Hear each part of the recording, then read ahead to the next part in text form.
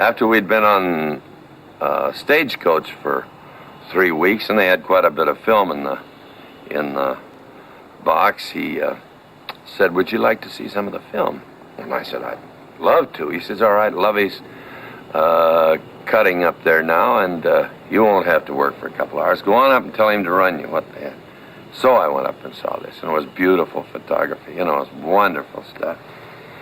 And I came back, and he said, "Well, how'd you like it?"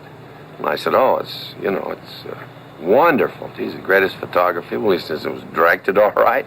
And I said, "Oh, yeah, it's wonderful." He says, "How was Mitchell?" And I said, "Fine." And he said, "How are you?" And I said, "Well, I was playing you. You know what that part is." So he kept asking me questions. He says, "Well, how'd you like this? How'd you like it?" He says, "Isn't there anything that you didn't like?"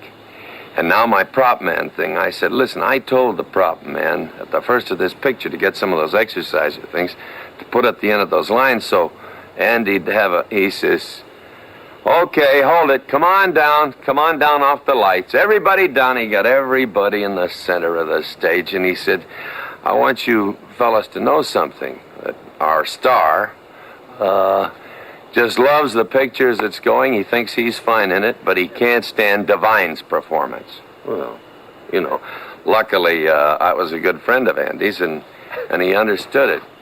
But I want to tell you, this fella puts you, keeps pretty good control of you. It was on Three Godfathers, and there's this scene where Wayne and Armendariz and myself were in our bedrolls, and we're covered up, because we've been in a sandstorm. So, and then we sit up from the bedrolls, and Duke wakes up, and then Pete wakes up, and then I look around, I look like that and say, "Where'd you pick up the horses?"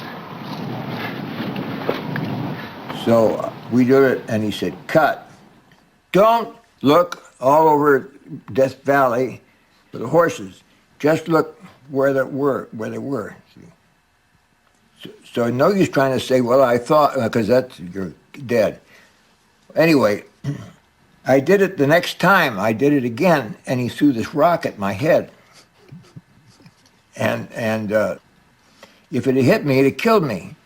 So it hit Armendariz in a terrible spot on his body, and very painful. And because I ducked and it hit Pedro. And that made Ford laugh. So, got him back out of the mood. But it was one of those bad days. In a Ford picture, and this is a very well-known fact, every day someone is at the bottom of the list, in the barrel, as you say. But there's a long story with that. We won't go into it. But they're the bottom of the list. And strangely enough, Duke Wayne, who over the years, has made lots of pictures with Ford, Duke Wayne has been at the bottom of the list in the barrel more than anybody else, which is sort of remarkable because they love each other. They're like father and son. And in Liberty Balance, the picture I did with Duke came up, but the picture was about, more than halfway finished, and Duke came up to me one day and he said, "How's it come that you've gone through this whole thing and you've never been at the bottom of the list? What is there? You're a red apple in the old man, or what's the idea?" And I said, "I don't know." And I didn't know, but I must say I got a little smug about it, and went on, and it went around the company. And I said, "Geez, Stuart is never, always right up there, never." Well, the day before the picture finished, we had a scene, it was a funeral scene, Duke's funeral. And Woody Strode, who played the part of a wonderful Negro friend of Duke's, who was at the funeral. And Woody was dressed in blue overalls and blue work shirt and boots. And for some reason, he does this quite often, but I think this is a part of the tension and a part of Ford. For some reason, he came up to me, and before we did the scene, he said, "What do you think of Woody's costume?"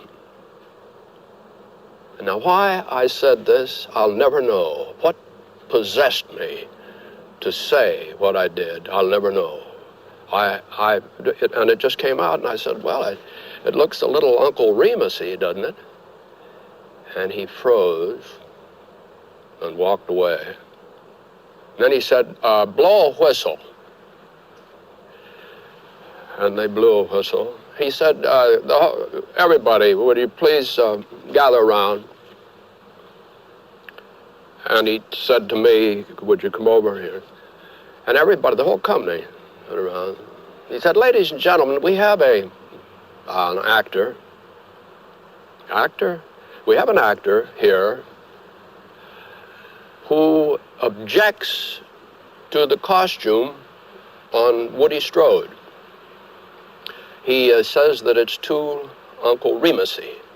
Now, I don't know if this is a sort of a prejudice on Mr. Stewart's part. I don't know whether he's anti-Negro. I don't know what it is, but I just wanted to point this out to the whole cast. I wanted to shoot myself. I wanted to crawl into a mouse hole. And I looked at Duke Wayne, and he was beaming like a cat that had just eaten the mouse. And Ford said, well, that's all, and everybody dismissed. And Duke came over and said, well, welcome to the club. I'm glad you made it. I really am. Monument Valley. John Ford has shot 9 movies here. It's become so identified with him, other directors are convinced that using it as a location would be plagiarism. Surely this would be the place, most conducive to getting Mr. Ford's own thoughts on his craft and art. 11, take 1. Take one. More than one take, Roy. Shoot. Mr. Ford, you made a picture called Three Bad Men, which was a large-scale Western. You had a quite elaborate land rush in it. Mm-hmm. How did you shoot that? With a camera. Isn't The Sun Shines Bright kind of a little picture that you made for yourself? Would that fall in the same? Uh-huh.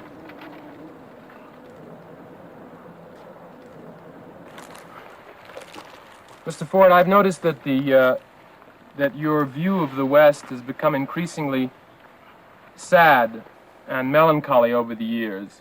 I'm comparing, for instance, Wagon Master to The Man Who Shot Liberty Valance. Have you been aware of that change in mood? No. Now that I pointed out, is there anything you'd like to say about it? I don't know what you're talking about. I don't. Can I ask you what particular element about the Western appealed to you from the beginning? I wouldn't know.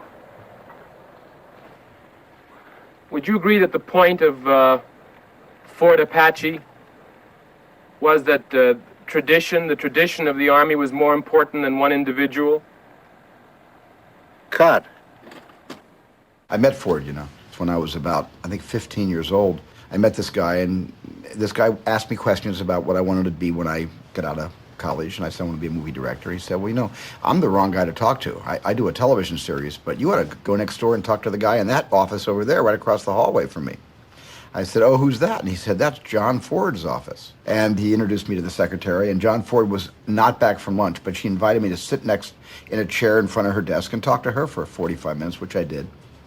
And all of a sudden, a man comes into the office dressed like a big game hunter, like safari clothes, floppy hat.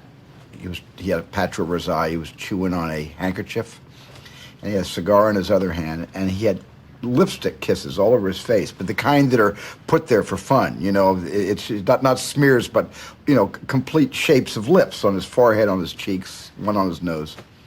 And he goes into his office without saying hi to his secretary. She grabs a box of Kleenex, and she runs after him, closes the door. Comes out 4 minutes later, and she says, look, Mr. Ford will see you, but he only will give you 1 minute. So I walked into the office, and Ford's sitting behind his desk with these great boots. I don't know whether they were cowboy boots, but they were boots, and they were on his desk. And he said, so you want to be a picture maker? And I said, yes, sir. You know, I want to be a movie director. He said, what do you know about movies? And I said, well, I've been making these little 8mm dramas in Arizona where I live when I go to high school. And he said, what do you know about art? And And I said, well, I think I was just stuttering, like I didn't know what he was talking about. He said, you see those paintings around the office? Walk over to the first one. He had these Western paintings. And he said, tell me what you see in that first painting. And I said, well, there's an Indian on a horse. And he said, no. Where's the horizon? Can't you find the horizon? So I pointed to the horizon. He said, don't point. Where is it? Look at the whole picture. Where's the horizon? I said, well, it's at the very bottom of the painting. He said, fine, go to the next one. I go to the next painting. He says, where's the horizon on that painting? I looked at it and I said, well, it's the very, very top of the painting. He said, okay, get over here. I walked over to his desk. I'm standing now. He's still sitting. He said, when you can come to the conclusion that putting the horizon at the bottom of a frame or the top of the frame is a lot better than putting the horizon right in the middle of the frame, then you may someday make a good picture maker. Now get out of here.